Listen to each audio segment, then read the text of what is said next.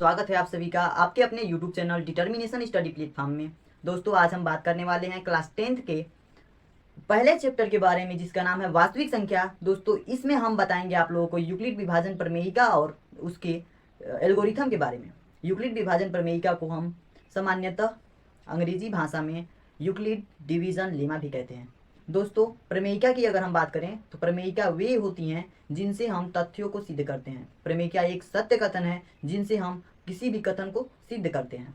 तो यदि हम बात करें यूक्लिड विभाजन प्रमेयिका की तो यूक्लिड विभाजन प्रमेयिका में जब किसी संख्या ए यदि कोई संख्या ए है तो उसे बी से विभाजित करने पर जो उसका आर रिमाइंडर शेषफल प्राप्त होता है वो सदैव बी से छोटा होता है। ठीक है, जैसे यदि कोई संख्या ए है यानी कि उस संख्या को हम 10 मानते हैं और बी संख्या है जिससे हम 10 को विभाजित करते हैं तो बी संख्या को हम 3 मानते हैं, तो इसे हम विभाजित करने पर यह पाते हैं कि ये 9 हो गया और रिमाइंडर इसका 1 प्राप्त होता है। अतः इससे ये सिद्ध होता है कि जो आर होता है, इसका जो आर प्राप्त होता है वो सदैव बी से क्या होता है, छोटा होता है। जो आर होता है वो सदैव बी से छोटा होता है और आर से बड़ा होता है कौन, बी। तो आशा करता हूँ आपको समझ में आया होगा। अब हम आगे बढ़ते हैं कि यूक्लिड विभाजन प्रमेयिका के अनुसार किन्हीं दो धनात्मक पूर्णांकों ए बी के लिए दो पूर्णांकों का व्यवस्थापन इस प्रकार होता है कि जो ए होता है ना, जो जिसे हम भाज्य कहते हैं, ए इज इक्वल होता है बी क्यू प्लस आर। जो क्यू आर है ए बी के संबंध में इस प्रकार से व्यवस्थित होता है जहां पर जो आर होता है ये या तो 0 होता है या 0 से बड़ा होता है और जो आर का मान होता है सदैव बी से छोटा होता है। जो आर का मान होता है वो सदैव बी से छोटा होता है, यानी बी का मान आर से बड़ा होता है। अब यहां बात करें कि ए बराबर बी क्यू प्लस आर है क्या, तो यहाँ पे ये होता है जैसे कि ए को हम भाज्य बोलते हैं, ए को भाज्य तथा बी को भाजक कहते हैं और क्यू को भागफल और आर को हम शेषफल कहते हैं। अतः यूक्लिड विभाजन प्रमेयिका के अनुसार हमें ये पता चलता है कि जो भाज्य होता है, किसी भी संख्या को विभाजित करते समय जो भाज्य होता है वो भाजक इंटू भागफल और भागफल धन शेषफल के बराबर होता है। इसमें भाजक और भागफल के गुणनफल और शेषफल के योग के बराबर होता है भाज्य। जैसे कि यदि हम किसी संख्या का उदाहरण लें तो मान लीजिए कि कोई संख्या 10 है, कोई संख्या ए की जगह पे 10 है और जो बी हम माने थे यहाँ पे मान लीजिए कोई संख्या 3 है, तो क्यू आर कैसे निकलेगा ये हम बता रहे हैं आपको। जैसे कि यहाँ पे 10 है, 10 को किसी संख्या ए में हम बी से डिवाइड करते हैं तो ए बराबर हमको पता है कि 10 और बी बराबर हमको पता है 3। तो इसको अगर हम विभाजित करते हैं तो 3 बार में कटता है तो यहाँ पे हमको 9 प्राप्त हो जाता है, जिससे हमें एक रिमाइंडर प्राप्त होता है। तो यहाँ पे आप देख सकते हैं ये जो 3 है ना, 3 को हम क्यू कहते हैं जिसे भागफल बोलते हैं, क्वोटिएंट बोलते हैं, और एक जो बचा है इसे हम शेषफल कहते हैं जिसको आर से डिनोट करते हैं और यही हमारा क्यू और आर है। तो आर जो हमें प्राप्त होता है इस समीकरण में अगर हम इस फार्मूले में रख देते हैं क्यू की जगह पे क्यू का मान और आर की जगह पे आर का मान, तो हमें दोनों इक्वल दिखाई देते हैं और ये दोनों बैलेंस हो जाते हैं, दोनों का नंबर समान होता है और यही होता है दोस्तों हमारा यूक्लिड विभाजन प्रमेयिका। यूक्लिड विभाजन प्रमेयिका का एक अनुप्रयोग होता है। यूक्लिड विभाजन एल्गोरिथम द्वारा हम 2 या 3 धनात्मक पूर्णांकों का महत्तम समापवर्तक ज्ञात करते हैं। महत्तम समापवर्तक ज्ञात करने के लिए हम यूक्लिड विभाजन एल्गोरिथम का प्रयोग करते हैं और जिसके अनुसार यानी कि यूक्लिड विभाजन एल्गोरिथम के अनुसार ये बताया जाता है कि यदि कोई धनात्मक पूर्णांक ए और बी हैं जहां पर ए इज ग्रेटर देन बी है, ए बी की अपेक्षा बड़ा है, तो इसके लिए 3 कंडीशंस हमें फॉलो करने होते हैं। पहला कंडीशन ये होता है कि यदि ए बड़ा है बी से तो इसमें क्या करना होता है, जैसे कि ए और बी के लिए यूक्लिड विभाजन प्रमेयिका जो ए बराबर बी क्यू प्लस आर होता है, इसमें क्यू और आर का मान निकालना होता है। इसमें क्यू और आर का मान निकालते हैं। उसके बाद दूसरा पॉइंट हमारा ये कहता है, दूसरे पॉइंट द्वारा हमें ये समझाया जाता है, ये बताने की कोशिश की जाती है कि इसमें जो आर बराबर है ना, यदि आर बराबर 0 आता है तब तो वह ए और बी का मौसा है, महत्तम समापवर्तक मिल जाएगा उसका। लेकिन यदि जब तक आर बराबर नॉट इक्वल 0 आ रहा है तो वहां पे पुनः यूक्लिड विभाजन प्रमेयिका का प्रयोग करना पड़ेगा। ठीक है, और तब तक करना पड़ेगा जब तक कि आर यानी रिमाइंडर शेषफल 0 ना आ जाए। ठीक है, तीसरा कंडीशन ये कहता है, पहला और दूसरा कंडीशन हो गई। तीसरा कंडीशन ये कहता है, तीसरा कहता है कि अगर हम किसी संख्या में भाग दे रहे हैं, विभाजित कर रहे हैं ए और बी को, तो अंत में जब जीरो, आर बराबर जीरो जब आ जा रहा है, उसके बाद से जो भाजक बचता है, नीचे वाला, सबसे नीचे वाला भाजक, जो भाजक बचता है ना, उसे ही हम मौसा कहते हैं, यानी बचने वाले भाजक को मौसा कहते हैं। अगर हम बात करें कि मौसा की, तो मौसा क्या होता है, तो आप नोट में लिख सकते हैं कि संख्याओं को काटने वाली, संख्याओं को विभाजित करने वाली वह बड़ी से बड़ी संख्या जिससे संख्याएं विभाजित हो जाती हैं, पूर्णतः विभाजित हो जाती हैं, उसे हम महत्तम समापवर्तक कहते हैं। जैसे अगर हम कोई संख्या 8 और 4 ले लेना, 4 ले लें, तो इसको काटने वाला एक ऐसी बड़ी से बड़ी संख्या ढूंढनी है हमको जिससे दोनों विभाजित हो जाए पूर्ण रूप से।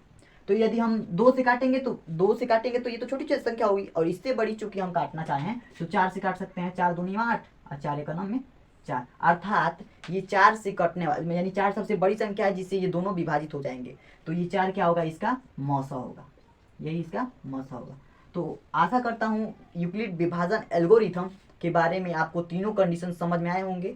और अब तो आइए यूक्लिड विभाजन एल्गोरिथम को हम एक उदाहरण के तौर पर समझते हैं। जैसा कि मैंने स्पष्ट रूप से आपको ये बताया कि A is greater than B, ए क्या होता है, बी से सदैव बड़ा होता है, और ये बड़ा होना भी चाहिए। अगर जो भी नंबर बड़ा है, मौसा करते समय सबसे पहले हम ये देखेंगे कौन नंबर बड़ा है। जो सबसे बड़ा है उसको हम ए समझेंगे, और जो छोटा है उसको हम बी समझेंगे। और हम जानते हैं यूक्लिड विभाजन एल्गोरिथम से निकालने के लिए सबसे पहला हमारा जो स्टेप आता है वो ये आता है कि A is equal B Q plus R को लिखो। ठीक है, तो ए और बी तो हमको पता है कि 2710 और 55 है, लेकिन आर के बारे में अगर और क्यू के बारे में पूछा जाए तो ये हमको नहीं पता है। तो ये तभी पता चलेगा जब हम रफ कार्य में जिस प्रकार से करें उस प्रकार से मौसा करेंगे जिस प्रकार से हम छोटे क्लासों में करते आए हैं। तो एक रफ कार्य करेंगे यहाँ पे मौसा निकालने का, जिससे हमें क्यू और आर की वैल्यू पता चलेगी। तो यहाँ पे देख सकते हैं ए का मान 2710 है और यहाँ पे बी का मान 55 है। तो जहाँ पे ए बड़ा है तो ए को अंदर रखेंगे और बी छोटा है तो बाहर रखेंगे।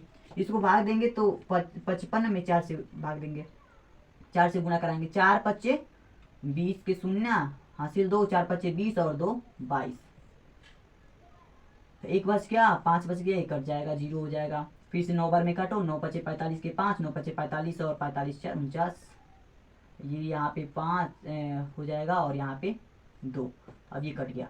अब यहाँ पे देखते हैं कि दूसरा कंडीशन हमारा ये कहता है, दूसरा नियम जो मैंने अभी दूसरा पॉइंट बताया, ये कंडीशन कहता है कि क्या, अब देखो भाग करने के बाद क्या आर इज इक्वल 0 आया है। 0 आएगा तब तो महत्तम है, नहीं आएगा तो महत्तम नहीं है। सबसे पहले तो हम इसका क्यू और आर का मान निकल गया, तो चूंकि हम क्यू और आर का मान लिख लेते हैं तो यहाँ पे लिखेंगे तो ए का मान कितना है 2710 बराबर में बी का मान 55, यहाँ पे कुछ नहीं तो गुणा का चिन्ह है। क्यू का मान कितना निकाले हम 49 प्लस में आर का मान कितना निकाले हैं रिमाइंडर 25। ठीक है, एक स्टेप तो हो गया। यूक्लिड विभाजन प्रमेयिका के प्रयोग से यूक्लिड विभाजन एल्गोरिथम द्वारा हम क्या किए, मौसा निकाल लिए।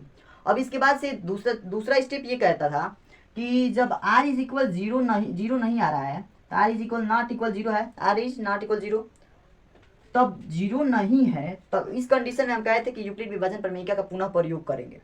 तो अब पुनः प्रयोग करने के लिए ये जो छोटा नंबर है ना, इसको हम b मानेंगे, और ये जो 55 है इसका भाजक इसे हम a मानेंगे। तो a को सदैव हम अंदर रखते आए हैं, 55 रख दिए, और इसको जब तक शून्य नहीं आ जाएगा तब तक यह प्रोसेस चलता रहना चाहिए। तीसरा कंडीशन भी कहता है।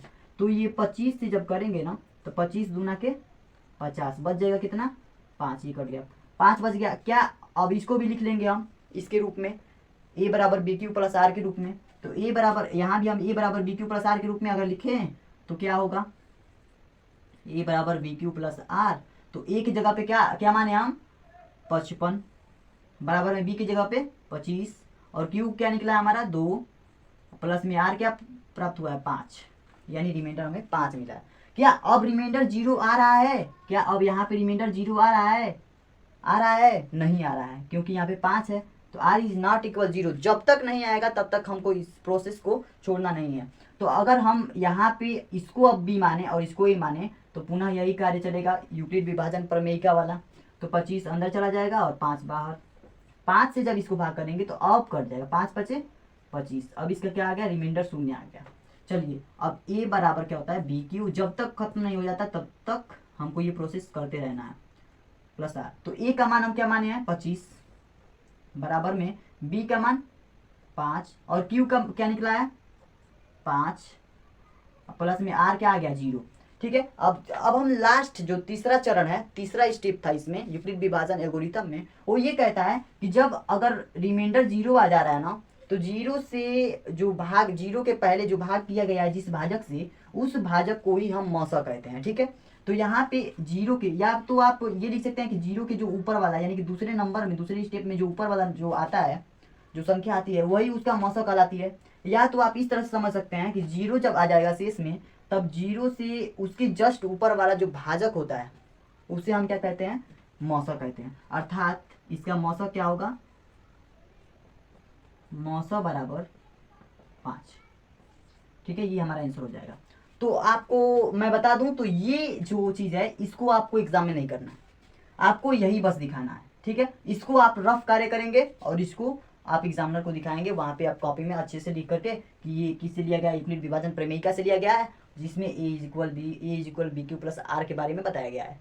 तो आशा करता हूँ दोस्तों आपको अच्छे से समझ में आया होगा। यदि वीडियो समझ में आ रहा है, क्वेश्चन समझ में आ रहे हैं, तो आप कमेंट कीजिए।